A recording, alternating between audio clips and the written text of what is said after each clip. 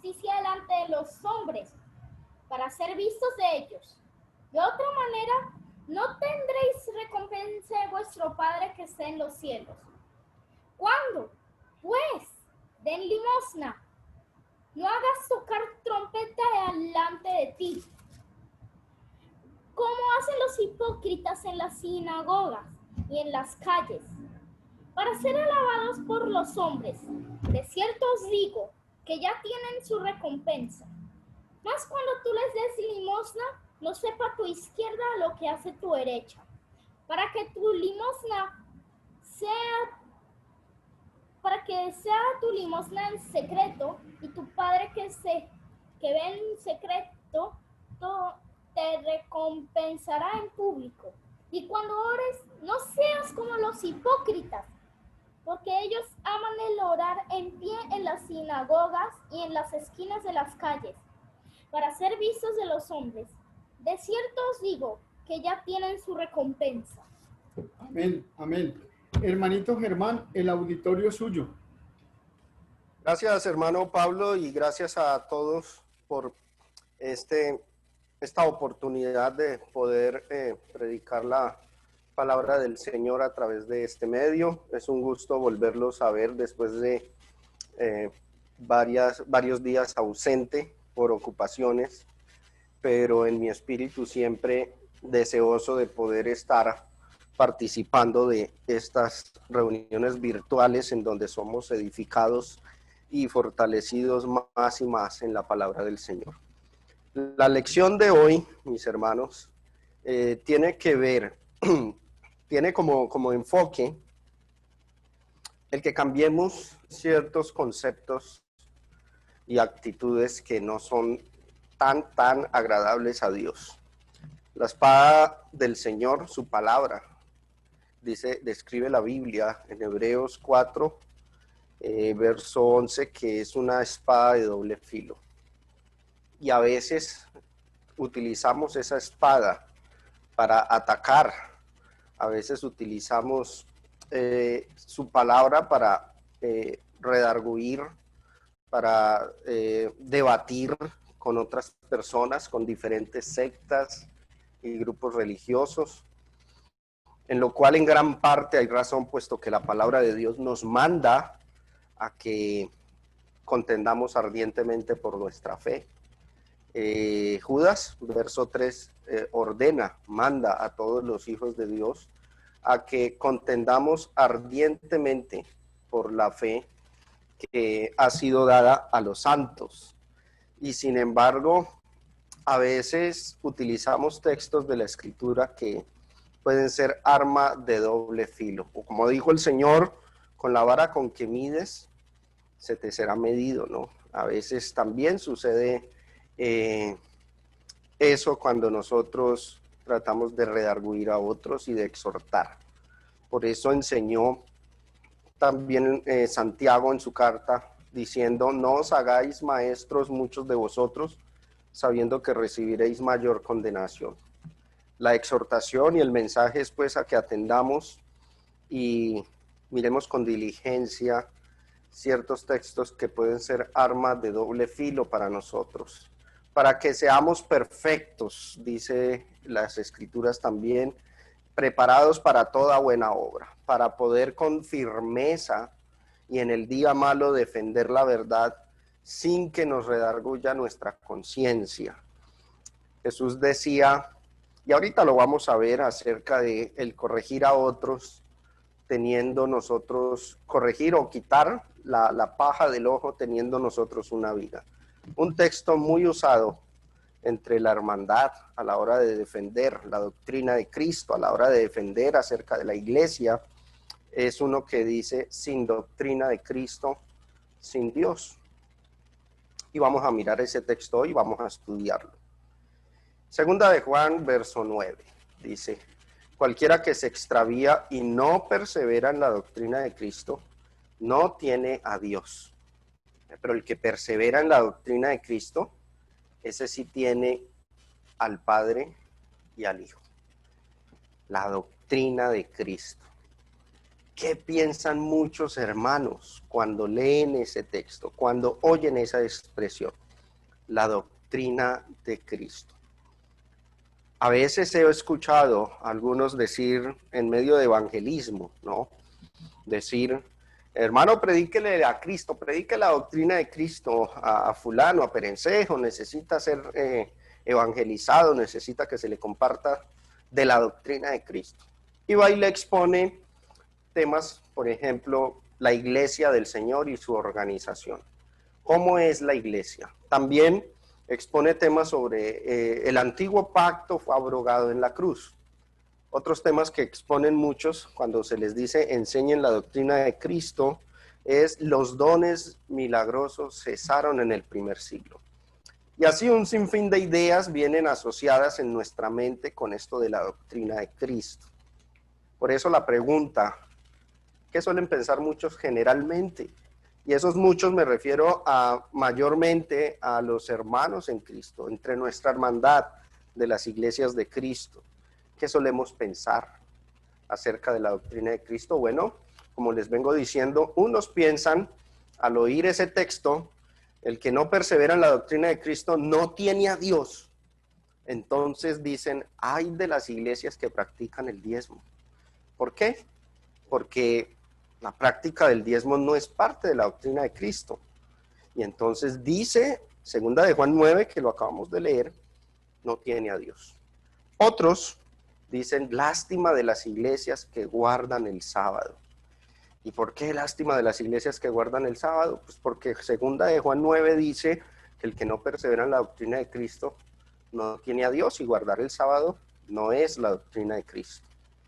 Luego vienen otros que dicen, pobres aquellos que niegan la divinidad de Jesús.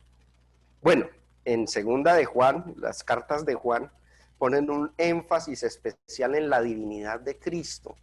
Y es obvio que eso de no practicar la doctrina de Cristo, como dice segunda de Juan 9, tiene que incluir eso de rechazar la divinidad de Jesús. Y sin embargo, en la mente de muchos está solamente esa idea. Si no persevera en la doctrina de Cristo, es decir, si no cree que Jesús es Dios o la divinidad de Jesús, entonces no se tiene comunión con Dios. Otros dicen, cuán mal andan los que usan instrumentos musicales en la adoración. ¿Por qué? Porque eso no es la doctrina de Cristo. En la mente de estas personas, la doctrina de Cristo está asociada al uso de instrumentos musicales. Iglesia que practica o adora a Dios con instrumentos musicales, pues no está perseverando en la doctrina de Cristo, pero la que sí, la que rechaza los instrumentos musicales, pues entonces es así persevera en la doctrina de Cristo. Otra idea que piensan muchos, menos mal en mi iglesia se predica la sana doctrina. Es decir, nosotros enseñamos bien la organización de la iglesia, si no hay ancianos tenemos junta de varones, y en fin, piensan en un sinnúmero de cosas que consideran es la doctrina de Cristo. Otro punto que piensan muchos, menos mal no somos ni liberales ni centralizamos fondos. El problema actual de la división entre las iglesias del Señor, unos son cristianos liberales, otros cristianos conservadores, no parecen cristianos sino políticos, ¿no? Entonces unos dicen que los unos juzgan a los otros de no perseverar en la doctrina de Cristo. Y en séptimo lugar, algunos dicen, menos mal no hacemos campañas de sanidad y milagros. ¿Por qué? Porque esas prácticas no son la doctrina de Cristo. Y en último lugar, menos mal cada domingo tomamos la cena y ofrendamos. Y para algunos en su mente, tomar la cena el domingo, como dice Hechos 27, y el ofrendar cada primer día de la semana, como dice Primera de Corintios capítulo 16, eso es esencial de la doctrina de Cristo. Entonces, como podemos ver, mis hermanos, y estas ideas no son imaginación mía, sino que son lo que a lo largo de mis años en Cristo, me ven joven, pero llevo años en la iglesia, no muchos, ¿no? Yo fui bautizado gracias al Señor y por su gracia en el año 2000, Estamos en el 20, o sea, llevo 20 años. Ahorita el 17 de noviembre se cumplen exactamente 20 años de ser cristiano, ¿no? Y es lo que a lo largo de mi vida como cristiano he visto, he contemplado en otros. Eso piensan de la doctrina de Cristo. Tanto así, mis hermanos, que hasta en los servicios del domingo clasifican las enseñanzas diciendo de la siguiente manera: a la primera hora tenemos un estudio bíblico. El estudio se centra en la doctrina de Cristo. Pero después, cuando hacemos nuestra adoración, tomamos la cena y ofrendamos, viene un sermón. Y se recomienda a los que van a dar el sermón que por favor no sean tan doctrinarios o doctrinales, no den tanta doctrina, exhorten, animen, den un mensaje que conforte o que corrija ciertos errores, pero no tan doctrinal, dicen. Entonces diferencian lo que es un estudio exhaustivo de las Escrituras, un estudio profundo, una examinación de los textos, la interpretación y la hermenéutica le llaman doctrina, y a las exhortaciones, a los asuntos de ánimo, de corregir, no le llaman doctrina, dicen que eso es simplemente un mensaje espiritual o de ánimo, ¿sí? O sea, se clasifican, no todos, no generalizo, pero sí una gran mayoría piensa de esa manera. Ahora, segunda de Juan 9, además de decir cualquiera que se extravía y no persevera en la doctrina de Cristo no tiene a Dios, añade lo siguiente en los versos del 10 al 11. Si alguno viene a vosotros y no trae esta doctrina, no lo recibáis en casa ni le digáis bienvenido, porque el que le dice bienvenido participa en sus malas obras. ¿Qué piensan muchos al respecto? ¿Qué suelen pensar? Bueno, como está en su mente la idea de la doctrina de Cristo asociada a los 8 puntos que vimos ahorita, pues entonces suelen pensar de esos 2 versículos, el 10 y el 11, lo siguiente: no recibas en casa a los testigos de Jehová, que son los que popularmente se caracterizan por predicar puerta a puerta. Muchos al leer segunda de Juan del 9 al 12 concluyen entonces que no deben recibir a los testigos de Jehová en su casa, porque cuando ellos llegan a la casa no enseñan la doctrina de Cristo, enseñan falsas doctrinas. Por ende, creen que segunda de Juan 9 al 11 está enfatizando que a estas personas no las recibamos en casa, y así lo creen, ¿no? En lo personal yo los recibo en mi casa, yo les atiendo, les ofrezco sillas y les preparo un refresco, porque la idea es evangelizarlos y ganarlos para Cristo. Aunque ya no volvieron a mi casa, lastimosamente, no sé por qué, pero bueno, muchos piensan de esa forma. En segundo lugar, hay unos que piensan: debes dejar a un lado tus familiares sectarios. Si tu familiar insiste en ser católico después de haberle predicado la palabra, insiste en ser evangélico después de haberle predicado la palabra, o insiste en ser de X o Y denominación, entonces debes irte alejando de él, debes irlo dejando a un lado. Y se malinterpretan textos como: el que no aborrece padre, madre, hermanos, hermanas no es digno de mí. Más o menos se añaden esos textos a este tipo de pensamiento y se van echando a un lado los familiares, porque segunda de Juan 9 al 11 dice: no lo recibáis en casa ni le digáis bienvenido. Así lo han creído algunos y lo he visto. En tercer lugar, hay unos que piensan, son de esta opinión: no trates, no hables, no seas amigo de ese hermano que es de iglesia con errores doctrinales. A veces solemos juzgar muy ligeramente hermanos en Cristo, iglesias de Cristo, que pueden llegar a tener ciertas fallas en sus enseñanzas y creencias o interpretaciones de la Biblia, pero utilizamos segunda de Juan 9 hasta el 11 para decir que no hay que tratar con esos hermanos, y se crea una pared de separación, una división total. No se deja abierta la puerta al diálogo, a la charla, al estudio de las cuestiones que puedan estar generando esa división. ¿Por qué? Porque segunda de Juan 9 dice: no lo recibáis en casa ni le digáis bienvenido. Quiero aclarar, hermanos, antes de entrar en materia, que estoy de acuerdo en varios de los puntos que vimos ahorita. Estoy de acuerdo que hay que defender la fe. Estoy plenamente de acuerdo junto con lo que dice el apóstol Pedro, que debemos estar preparados para presentar defensa y que si hay error hay que señalarlo, hay que mostrarlo. Y sin embargo dice la Escritura que con mansedumbre, con reverencia y sobre todo con el amor con que nos amó nuestro Señor Jesucristo, es que debemos ganar almas para Él. Recordemos que no estamos midiendo nuestro intelecto a la hora de evangelizar, no estamos midiendo nuestra sapiencia y no estamos compitiendo por quién es el que mejor predica, sino que estamos rescatando un alma de las tinieblas. Y esa es la misión, es una labor de rescate lo que hacemos verdaderamente como cristianos. Ahora, considerando la mayoría de pensamientos y de conceptos que se tiene sobre Segunda de Juan, los textos que estamos analizando, que estamos discutiendo, es que les invito, hermanos, a que pensemos qué dice el texto realmente. ¿Qué enseña ese texto? ¿Qué enseña ese pasaje? ¿Quién se ha tomado la molestia de desglosarlo y de examinarlo profundamente a ver a qué se refiere realmente?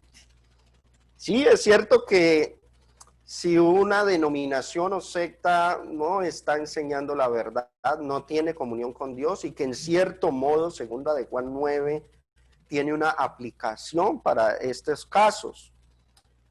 Pero examinando el texto, vamos a darnos cuenta que cuando Juan lo pronunció, no se refirió estrictamente a esas situaciones, sino a otras.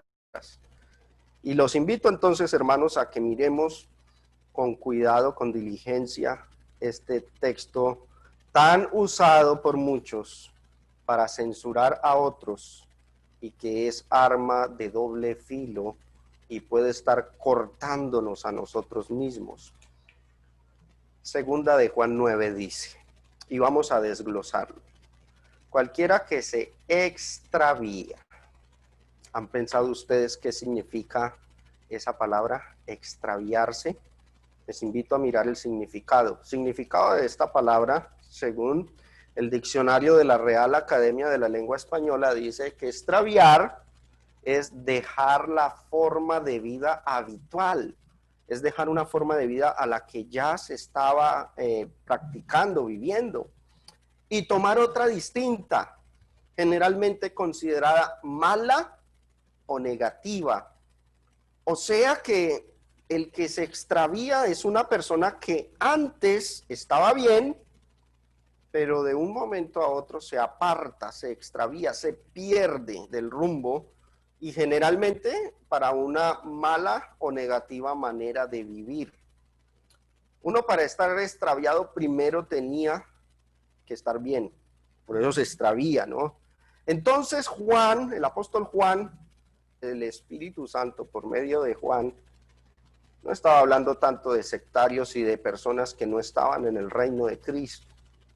Estaba hablando a cristianos, a creyentes, hombres que se convirtieron, hombres que gozaron, personas que disfrutaron de la buena palabra de Dios y fueron limpiados y emblanquecidos en la sangre de Jesucristo por medio del arrepentimiento y el bautismo, y que después se extraviaron.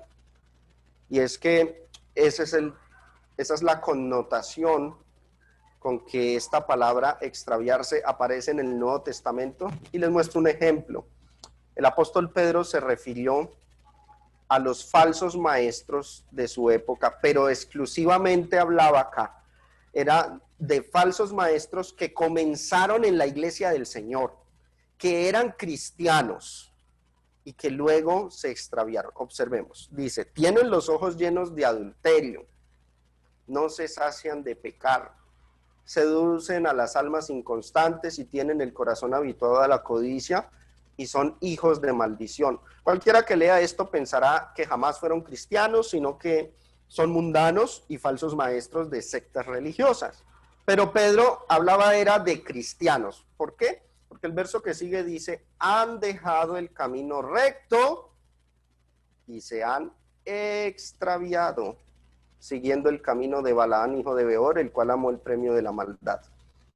Han dejado el camino recto, es decir, eran cristianos, eran creyentes, pero de un momento a otro se han extraviado.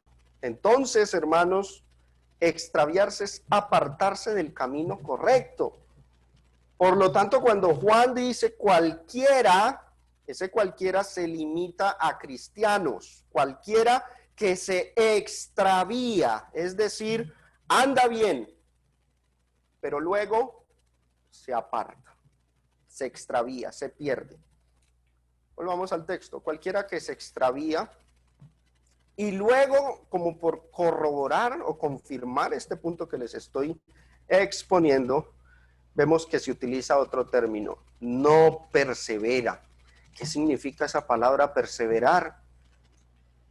Bueno, el mismo diccionario nos dice que perseverar es mantenerse firme y constante en una manera de ser o de obrar. Por lo tanto, lo contrario, no perseverar, dejar de perseverar es que estabas bien, andabas bien en Cristo, pero ya no practicas las enseñanzas de Jesús, ya no vives como cristiano, vuelves a vivir como mundano, vuelves a vivir como alguien perdido, alguien de las tinieblas y no del reino de la luz. Por eso el término que usa segunda de Juan 9 es cualquiera que se extravía, ¿sí? Y no persevera. La palabra perseverar, hermanos, en las escrituras, haciéndole un examen minucioso, mirando otros pasajes de la Biblia en donde ese término perseverar aparece, nos vamos a dar cuenta que en todas las ocasiones viene siendo sinónima de practicar. Observemos, por ejemplo, esa misma palabra en este texto, Hechos 2:42, muy conocido, dice, y perseveraban en la doctrina de los apóstoles, en la comunión unos con otros, en el partimiento del pan y en las oraciones. ¿Qué significa ese y perseveraban? Practicaban, vivían acorde a ¿qué? A la doctrina de los apóstoles, practicaban la doctrina de los apóstoles, practicaban la comunión unos con otros, practicaban el partimiento del pan y practicaban la oración. Es la práctica, la perseverancia, ser constante, ser practicante. A eso se refiere el término. En Romanos 6:1 lo usa con la connotación referente al pecado, ¿no? Dice Pablo, que pues diremos, perseveraremos en el pecado para que la gracia abunde. La respuesta en el verso siguiente es de ninguna manera. Ese perseveraremos, ¿qué significa ahí? Practicaremos el pecado, o sea, con constancia, voluntariamente, con conciencia de que aunque eso está mal, lo vamos a hacer eso para que la gracia abunde. Y dice el apóstol Pablo, en respuesta, dice, de ninguna manera. Otro pasaje que utiliza este mismo término, hermanos, Santiago 1:25. Mas el que mira atentamente en la perfecta ley, la de la libertad, ¿y qué? Y persevera en ella, no siendo oidor olvidadizo, sino hacedor de la obra, este será bienaventurado en lo que hace. ¿Sí? Entonces, perseverar, practicar. Ahí mismo explica en qué sentido. Más abajo dice, hacedor de la obra. Uno que persevera es el que hace, el que lleva a cabo, el que pone en práctica las enseñanzas y no solamente es alguien que oye el mensaje, se volvió cristiano, pero lo oye y no lo practica, ¿no? Entonces, hermanos, como podemos ver, estos son estos tres pasajes, pero los puedes corroborar en otros textos donde el término aparece, tienen esta idea, esta connotación. Perdón que la diapositiva parece que me está generando un problema acá, ya. Tienen esta connotación, perseverar es que practicar. Ahí vamos entendiendo el texto de segunda de Juan 9. Por eso es que el verso 10 dice, si alguno viene a vosotros y no trae esta doctrina, no le recibáis a casa ni le digáis bienvenido, ¿no? No le recibáis en casa ni le digáis bienvenido. ¿Por qué? simplemente por estar equivocado en la predicación, como por ejemplo un testigo de Jehová, un adventista, ¿es a ese al que dice Juan, no recibáis en casa? No, no, porque aquí no viene hablando de evangelismo, de prédica, de exposición, aquí viene hablando es de practicar la palabra. Habla de alguien que se extravió, alguien que no está perseverando, por ende, si ese cristiano, porque viene exclusivamente hablando de hombres y mujeres que eran creyentes, que renacieron en la palabra de vida, pero se extraviaron y no perseveran, a esos es lo que dice la escritura, que no recibas en casa, si no trae. Y ese no trae, no debemos imaginarnos qué significa como piensan algunos. Yo en algún momento llegué a creer que se refería a personas como los testigos de Jehová, y no traer la doctrina era no traerla en material de estudio, en folletos, es que no, esos libros son falsa doctrina, y no trae la doctrina de Cristo, no te recibo en mi casa. No, él no trae, en otras versiones de la Biblia se ha traducido, por ejemplo en esta versión, Biblia de Jerusalén, dice, si alguno viene a vosotros y no es portador, practicante, alguien que vive, alguien que está muriendo al viejo hombre y que Cristo se está formando en él, no es portador de la doctrina, de esta doctrina, no le recibas en casa ni le saludes. Esto, mis hermanos, concuerda perfectamente con lo que dijo el apóstol Pablo a las iglesias. Por ejemplo, a los Corintios dijo, en 1 Corintios capítulo 5 del 9 al 11, dice, os he escrito por carta que no os juntéis con los fornicarios. Ahora, no absolutamente con los fornicarios de este mundo, o con los avaros, o con los ladrones, o con los idólatras, pues en tal caso sería necesario salir del mundo. ¿A quiénes se refería el apóstol Pablo? Dice, más bien os escribí que no os juntéis con ninguno que, llamándose hermano, es decir, se ha extraviado y no persevera en la doctrina de Cristo. Más bien os escribí que no os juntéis con ninguno que llamándose hermano fuera fornicario, avaro, idólatra, maldiciente, borracho, ladrón, con el tal ni aún comáis. Esto está en perfecta armonía con lo que dice el apóstol Juan en su segunda carta. Por eso dice el verso 11, porque el que le dice bienvenido participa en sus malas prédicas. No dice así, en sus malas exposiciones de la doctrina, así dicen, no, obras.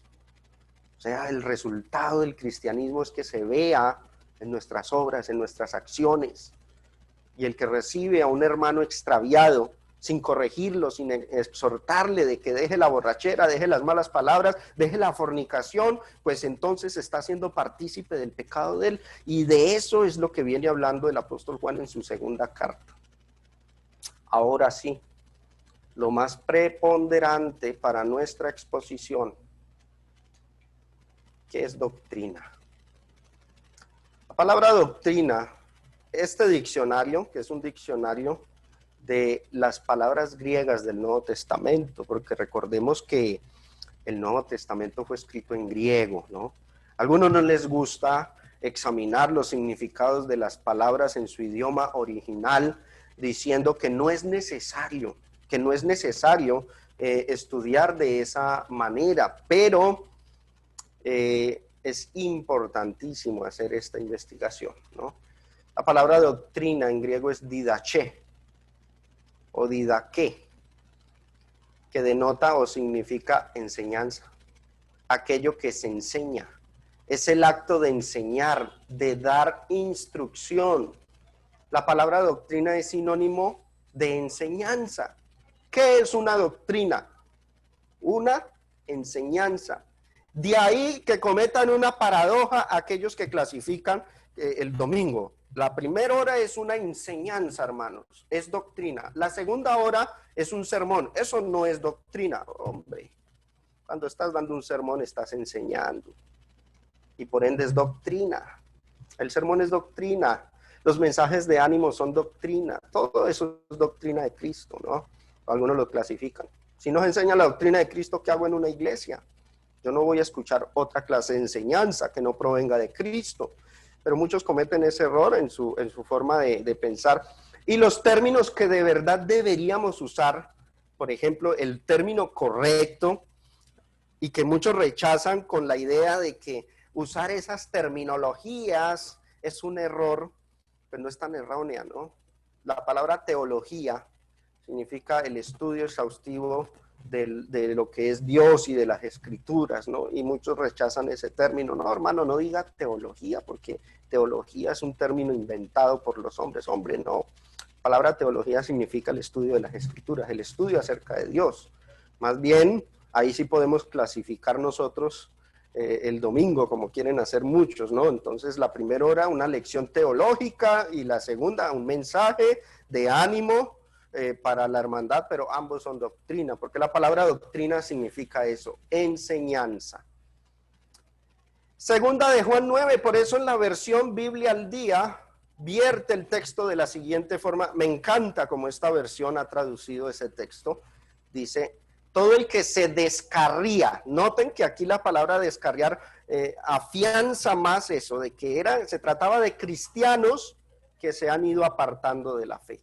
Todo el que se descarría, y luego la otra ya no dice y no persevera, sino y no permanece, indicando que antes estaba permaneciendo en la doctrina de Cristo, antes era cristiano, pero luego se aparta. ¿De qué? No dice doctrina de Cristo, sino la enseñanza de Cristo, porque la palabra didaché, que se traduce en nuestra versión Reina Valera como doctrina, se puede traducir perfectamente como enseñanza y no hay ningún inconveniente, son términos sinónimos. No tiene a Dios el que permanece en la enseñanza, sí tiene al Padre y al Hijo. Ahora les invito, entonces, hermanos, a que examinemos qué es la doctrina de Cristo o la enseñanza de Cristo. ¿Cómo examinamos la doctrina de Cristo, hermanos? Mirando qué enseñó Jesús. ¿De qué habló Jesús? Cuando predicó, cuando habló a la gente, cuando habló a multitudes, ¿qué fue lo que él dijo?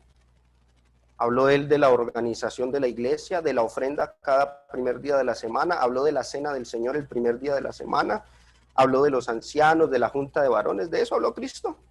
Vamos a mirar. No quiero decir que estos temas no sean importantes, pero como les digo, ese texto de segunda de Juan 9 es un arma de doble filo y a veces lo usamos contra otros y nos corta a nosotros mismos. Si queremos hablar de la doctrina de Cristo, de la enseñanza de Cristo, como no nos alcanzaría el tiempo, no sería suficiente para abordarla toda, solamente me voy a referir al Sermón del Monte, el Sermón de la Montaña. Esas fueron el primer discurso que dio nuestro Señor Jesucristo ante una gran multitud. Eso es la enseñanza de Cristo. El Sermón de la Montaña o el Sermón del Monte, ¿sí?, nos enseña esto.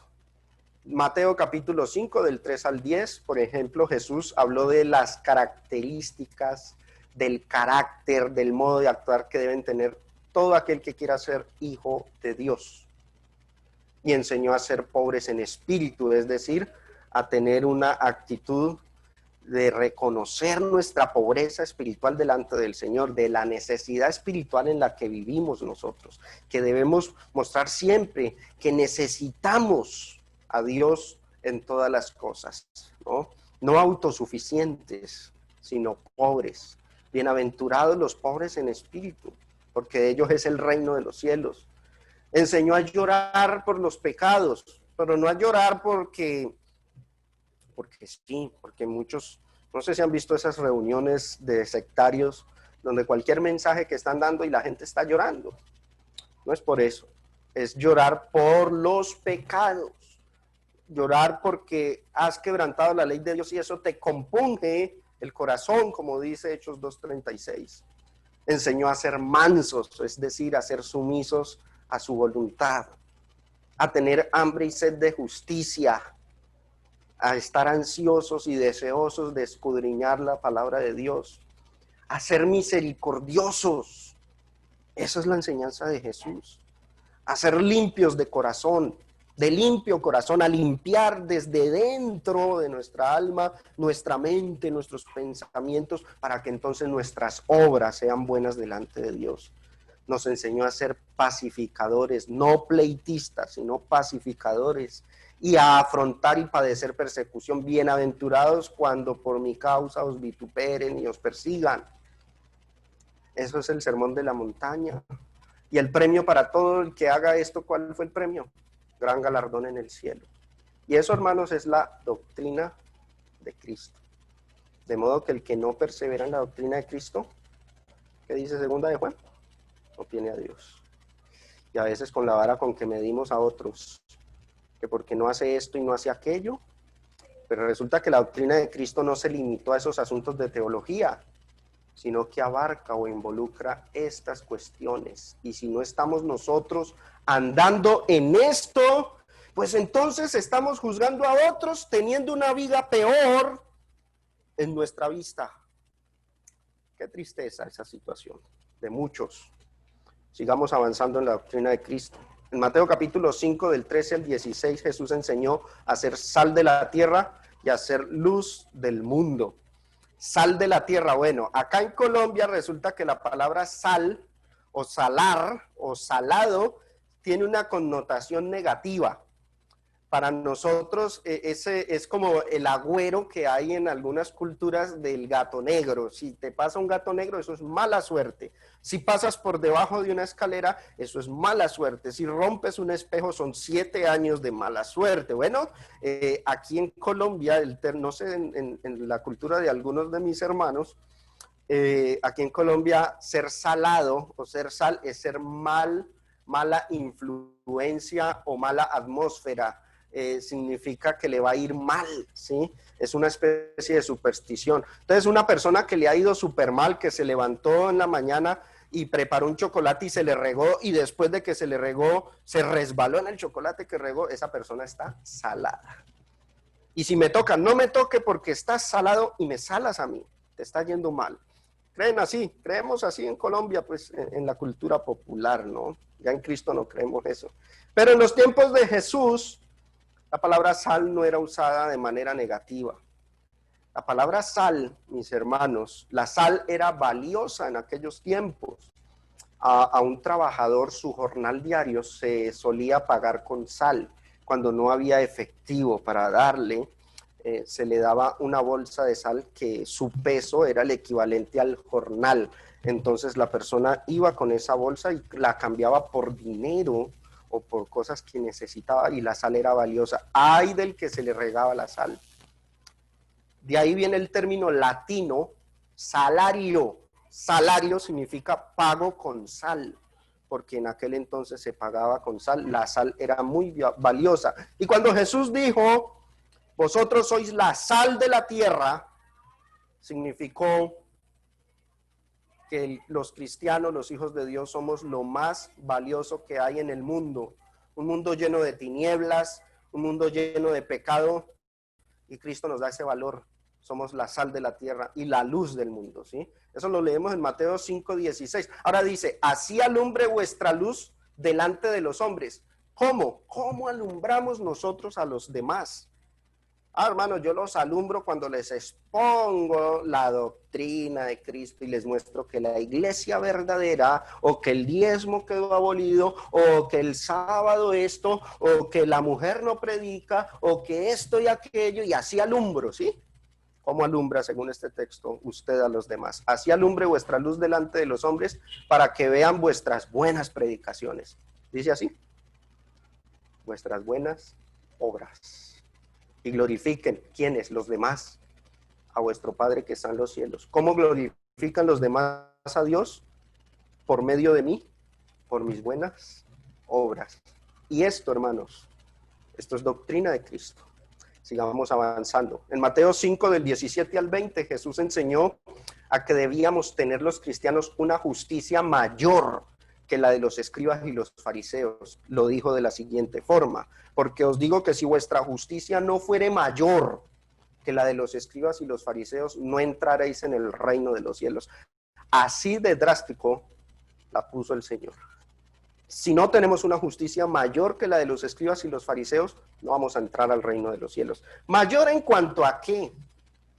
¿En qué sentido debe ser mayor? Bueno, los fariseos se preocupaban mucho por rituales y obras externas de cómo se tenían que purificar, lavar las manos, el cordero que debían llevar en el día de la Pascua, del orden del templo, de todas estas cuestiones externas. Pero Jesús enseñó a estar limpios por dentro, a estar purificados por dentro, y no como los fariseos que se mostraban emblanquecidos por fuera y los llamó sepulcros blanqueados. Así que la justicia mayor que debemos tener es esa que nos limpie desde dentro, que nuestra vivencia en Cristo sea íntegra y empiece por limpiar nuestro corazón.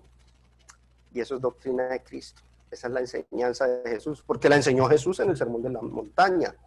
En Mateo 5, del 21 al 25, Jesús enseñó a que debemos dominar la ira y el enojo. Observemos. Pero yo os digo que cualquiera que se enoje contra su hermano será culpable de juicio, y cualquiera que diga necio a su hermano será culpable ante el concilio, y cualquiera que le diga fatuo a su hermano quedará expuesto al infierno de fuego. Es decir, el enojo y la ira condenan. Para el Señor Jesús, el enojo y la ira condenan. Si tú eres una persona iracunda y llevas años en Cristo, años de ser cristiano y no has cambiado, déjame decirte que segunda de Juan 9 te aplica. Déjame decirte que estás mal. Segunda de Juan 9 dice que el que no está perseverando en la doctrina de Cristo, y esto que tenemos en pantalla es doctrina de Cristo, no tiene comunión con Dios. Hermanos cristianos llenos de ira, de enojo, mantienen con un espíritu altivo, arrogante, pero son muy ligeros de lengua para censurar a los que de sectas y denominaciones tienen errores en sus prácticas. Con el mismo texto, con segunda de Juan 9. Y no miran que ese texto los está cortando, porque la palabra del Señor es viva y eficaz y más cortante que arma o espada de doble filo. En el Sermón del Monte, ¿qué más enseñó Jesús? Y no hemos salido del capítulo 5, ¿no? Es hasta el 7 que va el Sermón del Monte. Jesús enseñó a vencer la lujuria y las pasiones desordenadas. Observemos, 5 del 28 al 29. Pero yo os digo que cualquiera que mira a una mujer para codiciarla, ya adulteró con ella en su corazón. Por tanto, si tu ojo derecho te es ocasión de caer, sácalo, échalo de ti, corte con ese pecado. No es literal que se va a sacar el ojo, se va a cortar la mano, ¿no? Es cortar con la práctica. Mejor te es que se te pierda uno de tus miembros y no que todo tu cuerpo sea echado en el infierno. Pero hermanos habituados a la lujuria, a no controlar la lujuria y las pasiones desordenadas, porque no lo hacen, no se esfuerzan realmente por vencer esta cuestión de carnalidad. Pues déjenme decirles que esto que estamos leyendo es doctrina de Cristo. Y segunda de Juan 9 dice que el que no persevera en ella no tiene a Dios. Así que cuando hemos usado ese texto para asustar a sectarios, pues ahora asustémonos nosotros con estos textos. Mateo 5 del 31 al 32, Jesús enseñó a que se debe ser fiel en el matrimonio. Lo dijo en un contexto donde los judíos venían acostumbrados a separarse, a divorciarse por cualquier causa. Y Jesús dijo, no, por cualquier causa no. Yo os digo que el que repudia a su mujer a no ser por causa de fornicación, hace que ella adultere, y el que se casa con la repudiada comete adulterio. Y los discípulos le dijeron, Señor, entonces no conviene casarse. Y bueno, eso se complementa con Mateo 19. Pero el punto es que el matrimonio es algo que va hasta la muerte. Y es un pacto, es un acuerdo, un compromiso, debe haber lealtad. Pero un cristiano que tiene una relación matrimonial y la primera opción en medio de una dificultad, la primera opción que piensa es el divorcio, la separación, está bastante mal. No está perseverando en la doctrina de Cristo, porque esto es doctrina de Cristo. Mateo 5 del 33 al 37, Jesús enseñó a que debemos ser los cristianos personas de palabra. Pero sea vuestro hablar, cuando diga sí, que sea sí, pero un sí real. Cuando diga no, que sea no, pero sea un no real. Sea vuestro hablar sí, sí. No, no. Porque lo que es más de esto, de mal procede, es pecado. Muchos cristianos no tienen voz palabra, compromiso real. Se comprometen y fallan en sus compromisos, defraudan a los demás. Ese no está perseverando en esta enseñanza de Jesucristo. Sigamos. Mateo 5 del 38 al 42, Jesús enseñó a no ser vengativos. ¿Oíste que fue dicho ojo por ojo, diente por diente? O sea, vénganse. Yo os digo, no resistáis al que es malo. Antes a cualquiera que te hiere en la mejilla derecha, vuélvele también la otra. Pero alguien nos ofende o se mete con nosotros, nos ultraja y lo primero que pensamos es en nuestra venganza. Si esa es la manera de pensar, hermanos, no se está practicando entonces la enseñanza de Jesús con relación a esto. Mateo 5 del 43 al 48.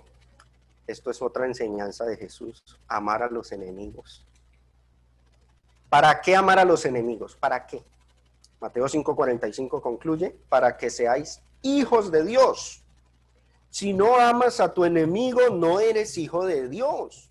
Para que seáis hijos de vuestro Padre que está en los cielos, que da ejemplo a propósito. Mire cómo da el ejemplo. Hace salir su sol sobre malos y buenos, y hace llover sobre justos e injustos. Pero a veces nosotros clasificamos a quién damos ayudas, a quién servimos, a quién hacemos favores. Este es bueno, a este le hago el favor. El malo, no le hago el favor. El hermano problemático lo dejo a un lado. El hermano con el que es mi colega y mi amigo, para él estoy en las buenas y en las malas. Clasificamos. Y eso no es perseverar en la doctrina de Cristo. Pasamos al capítulo 6, del 1 al 4. ¿Qué enseñó en esos versículos? Enseñó a hacer el bien sin alardear, sin dárselas de que hizo algo bueno y se mofa por una buena obra que hizo, ¿no? Mas tú cuando des limosna no sepa tu izquierda lo que hace tu derecha, para que sea tu limosna en secreto. Y tu Padre que ve en lo secreto te recompensará en público. A Jesús no le gustan las personas que alardean cuando hacen buenas obras. Eso es doctrina de Cristo. Mateo 6, del 5 al 15, enseñó la oración. Ahí está la oración, modelo, ¿no?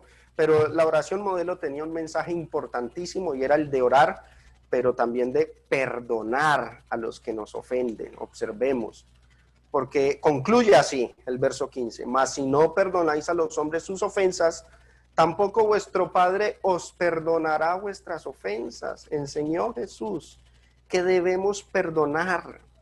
Debemos ser personas humildes y dejar el orgullo a un lado y perdonar. Y si no perdonamos, pues entonces el Padre tampoco va a perdonar. Esto suena muy parecido a 2 de Juan 9. Si no perseveras en esta enseñanza, no vas a tener comunión con Dios. 6 del 16 al 18, estos versos que enseñó Jesús. Enseñó que nuestra consagración debe ser personal con Él, y no solo de apariencia. Enseñó una consagración personal y no de aparentar ante los demás que yo soy cristiano, que soy muy fiel, dármelas de muy, muy consagrado, pero solo de apariencia. Lo dijo en estos términos, del 17 al 18.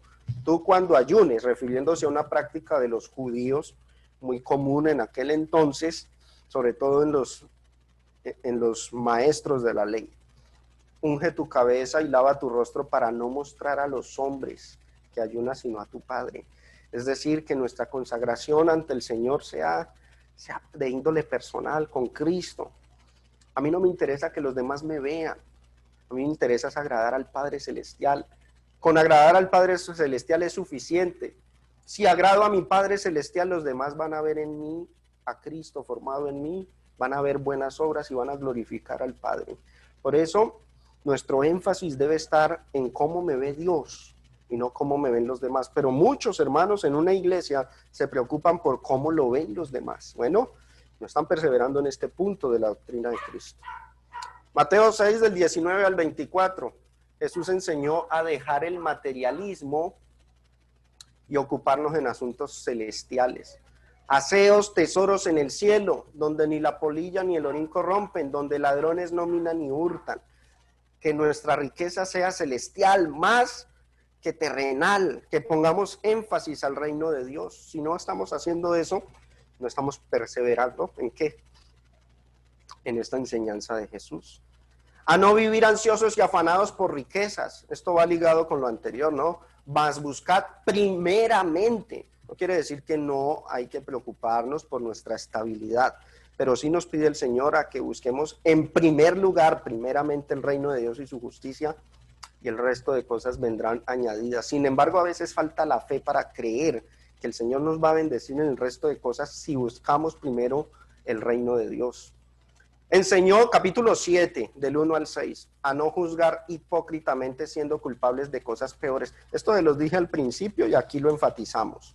Mateo 7, verso 3 y verso 5 dice, ¿por qué miras la paja que está en el ojo de tu hermano y no echas de ver la viga que está en tu propio ojo? Hipócrita, saca primero la viga de tu propio ojo y entonces verás bien para sacar la paja del ojo de tu hermano. Imagínense entonces todas las veces que hemos usado segunda de Juan 9 contra otros y venimos fallando en un sinnúmero de cosas de la doctrina de Cristo. Espada de doble filo, no echar de ver la viga que está en el propio ojo, y llama hipócritas a aquellos que así obran. Tremendo, ¿no?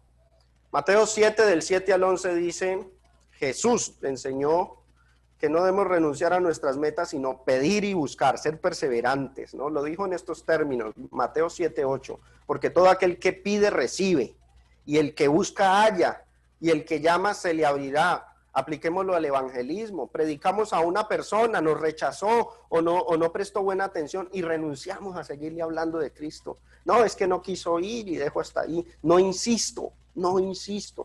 Debo perseverar, y si es mi familiar, mi hijo, mi esposa, con mayor razón debo tratar de seguir buscando la forma de ganarlos para Cristo, porque el que busca, recibe. Eso enseñó Jesús, a ser perseverantes en ese sentido. Mateo 7, del 12 al 14, enseñó Jesús que el camino difícil es el que nos conduce a Dios, porque estrecha es la puerta y angosto el camino que lleva a la vida, y pocos son los que la hallan. ¿Por qué? Porque la mayoría le gustan las cosas fáciles, ¿sí? Lo difícil no les gusta. Todo la vía fácil. Bueno, la vía fácil es la que lleva a la condenación, la ancha, ¿no? La angosta, que es difícil, esa es la que nos lleva a la vida eterna. También enseñó Jesús a tener cuidado con los que predican y no practican, con esos maestros falsos. Pero oído, no son los maestros falsos ellos son falsos maestros, ¿sí? Sectas, denominaciones, pero no en especial ellos, sino estos, guardados de los falsos profetas que vienen a vosotros vestidos de ovejas, se muestran muy santos, pero por dentro son lobos rapaces. Por sus frutos los conoceréis. ¿Acaso se recogen uvas de los espinos o higos de los abrojos? Muchas iglesias se fijan en el predicador es por la elocuencia, pero no miran la clase de vida que lleva o el fruto que esté dando, ¿no? Me acuerdo de una congregación que me llamó una vez, y esto como anécdota, porque estaban indecisos en dos predicadores.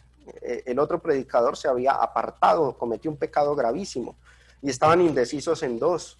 El uno no sabía mucho, no era tan preparado, tan elocuente, pero tiene una esposa y unos hijos fieles y es un gran ejemplo.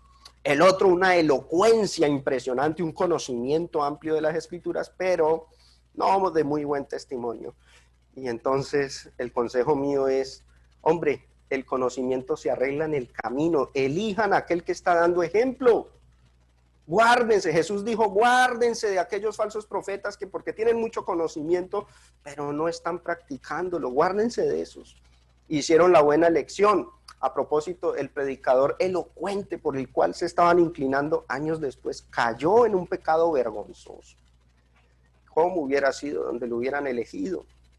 Entonces esto casi no se pone en práctica en algunas congregaciones, hermanos, pero sí son impetuosos a la hora de usar segunda de Juan 9, sabiendo que es arma de doble filo.